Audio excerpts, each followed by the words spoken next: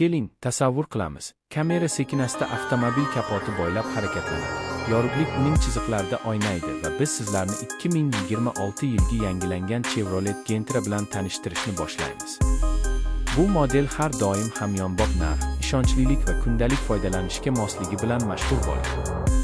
Endi esa u yanada zamonaviyroq dizayn, yaxshilangan texnologiyalar va qulayroq boshqaruv bilan qaytdi. Gentra ilk marta bozorda paydo bo'lganidan buyon doim oddiy haydovchilar, oilalar va taksi xizmati uchun eng ko'p tanlanadigan sedanlardan biri bo'lib kelgan. Uning asosiy kuchi arzon, tejamkor va ta'miri oson bo'lishida. 2026 yilgi yangi avlod esa shu an'anani davom ettirgan holda yanada jozibador ko'rinishga ega bo'ldi.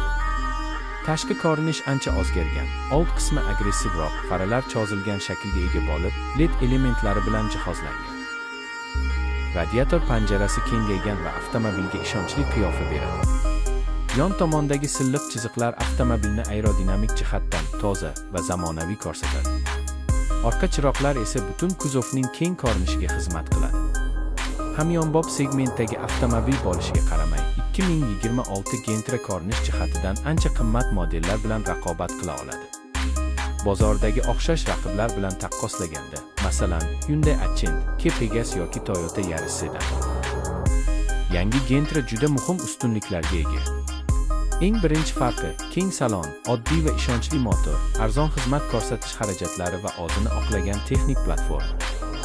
Raqobatchilar biroz ko'proq texnologiya taklif qilishi mumkin, lekin Gentra uzoq muddatda ishonchliligi va iqtisodiyligi bilan g'olib chiqadi.